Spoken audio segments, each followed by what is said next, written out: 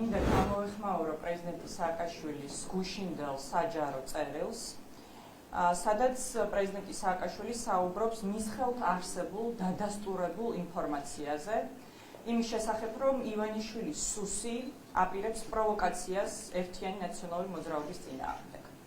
ცხადია, ერთიანი ნაციონალური მოძრაობა, როგორც ივანიშვილის რეჟიმის წინააღმდეგ მებრძოლი ყველაზე მართალი და ყველაზე ძლიერი პოლიტიკური ძალა იყო, არის და იქნება სუსის მუდმივი სამიზნე. პარტიაში სუსის ხელის ფათურის მცდელობის შესახებ პრეზიდენტი სააკაშვილი ჯერ კიდევ რამდენიმე თვის წინ საუბრობდა. მინდა გითხრათ სრული პასუხისმგებლობით. მე როგორც ამ პარტიის თავმჯდომარე არ დავუშვებ სუსის ინფილტრაციას ერთიან ნაციონალურ მოძრაობაში, რომელიც მიზნად ისახავს ივანიშვილის მთავარი მოწინააღმდეგის დისკრედიტაციას და მარგინალიზაციას. დღევანდელი ფორმაციის ნაციონალური მოძრაობა შედგა როგორც პოლიტიკური ძალა, რომელიც წარსულის სწორი გააზრებით იხედება მხოლოდ და მხოლოდ წინ ხვალინდელი, ნათელი, ევროპული დღისკენ. ამაში, რა თქმა უნდა, ძალიან დიდი წვლილი მიუძღვით ჩვენი პარტიის ყველაზე მებრძოლ, ყველაზე გამორჩეულ, ყველაზე მართალ და ღირსეულ ბირთვს. ესენი არიან ერთიანი ნაციონალური მოძრაობის ახალგაზრდები.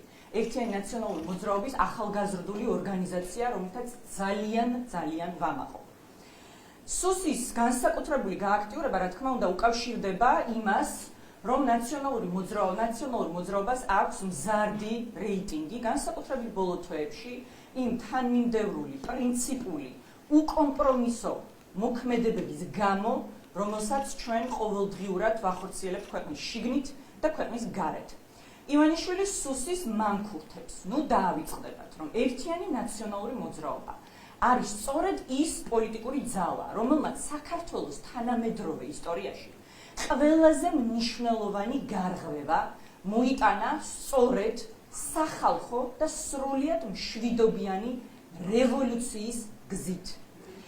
ივანიშვილის მანქურთებს ძალიან კარგად უნდა ესმოდეთ მათ შორის ის სიტყვები, რომელიც ჩვენ ამოვიკითხეთ გუშინ პრეზიდენტი სააკაშვილის წერილში, ციტირებ, რომელმაც თქვა: ჩვენი ამოცანაა, ბუნებრივია, პრეზიდენტის, პარტიის, ჩემი და თითოეული წევრის. ჩვენი ამოცანაა, ციტირებ, მაქსიმალურად ფართო საპროტესტო ფრონტის შექმნა და შეტევითი, ოღონდ მშვიდობიანი მოქმედებებით ხელისუფლების შეცვლა.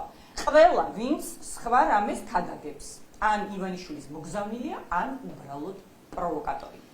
დღეს გამარჯვების გზა გადის საერთო სახალხო, მასშტაბურ და მშვიდობიან პროტესტზე, სადაც ყველა აქტორი და განსაკუთრებით პოლიტიკური და საზოგადოებრივი ლიდერები უდიდესი პასუხისმგებლობით ეკიდებიან თვითეულ მათ სიტყვას.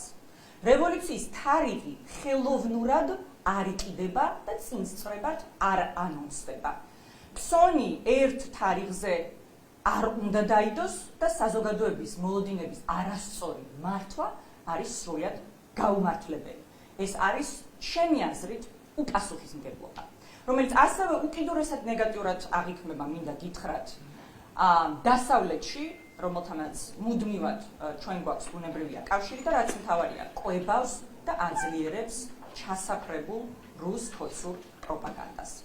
რეჟიმთან რეალურ ბრძოლაში აუცილებელია მუდმივი წინააღმდეგობა, ყოველდღიური შრომა და მოლოდინების მართვა, სადაც ასევე არის მოულოდნელობის ეფექტი. ეს ყველაზე კარგად იცის სწორედ ამ პარტიამ, ერთიანმა ნაციონალურმა მოძრაობამ, რომელმაც ერთხელ უკვე დაამარცხა ავტოკრატია მოქმედებით და პარტიულ საზოგადოებრივი კონსოლიდაციით. ესაა სწორედ გამარჯვების გზა დღესაც, თანმიმდევრული, რაციონალური და ამავდროულად უკომპრომისო და პრინციპული მოქმედებები, სადაც კრიტიკულად მნიშვნელოვანია დემოკრატიული ძალების კონსოლიდაცია და ერთიანობა. უფრო კონკრეტულად, ეს მოქმედებები არის: პირველი, რეჟიმთან არ თანამშრომლობა. რეჟიმის მეორე, რეჟიმის სრული პოლიტიკური და სოციალური იზოლაცია ქვეყნის შიგნით, ისე როგორც ქვეყნის გარეთ. მესამე, ეს არის საერთო სახალხო წინააღმდეგობა უწყვეტი, მტკიცე და მასშტაბური პროტესტის გზით, რომლის მაგალითია 245 დღიანი უწყვეტი პროტესტი რუსთაველის გამზირზე. 19 ივლისის მასშტაბური საზოგადოებრივ პოლიტიკური აქცია და ყველა მომავალი მასშტაბური აქცია, როგორც არის 2 აგვისტოს აქცია ბათუმში. მეოთხე, ეს არის მძიმე ინდივიდუალური სანქციები პირადად ივანიშვილზე და მისი რეჟიმის წევრებზე. და მეხუთე, ამ ამოცანების გარშემო დემოკრატიული პოლიტიკური ძალების რეალური კონსოლიდაცია და ერთიანობა, სადაც ნაციონალური მოძრაობა არის არამხოლოდ წამყვანი პოლიტიკური ძალა, არამედ ასევე სანდო პარტნიორი.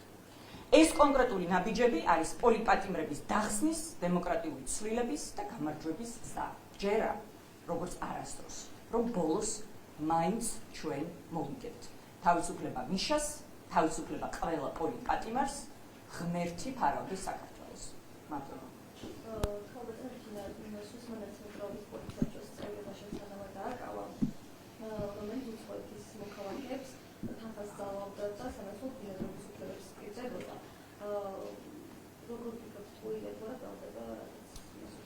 ჩემი ბრიფინგი სწორედ ამას უკავშირდებოდა და იმედი მაქვს, რომ აქ წარმოდგენილი ჟურნალისტების ტელევიზიების არედაქციო პოლიტიკის მიუხედავად თქვენ მისცემთ საზოგადოებას იმ შესაძლებლობას, რომ მოისმინონ ჩემი სიმართლე, ამ პარტიის სიმართლე, ამ პარტიის პოზიცია, პრეზიდენტის სააკაშვილის პოზიცია და არა შალვა უკაცრავად რამიშვილის და სხვა ივანიშვილის პროპაგანდისტების მიერ დაჭრილ აკუწული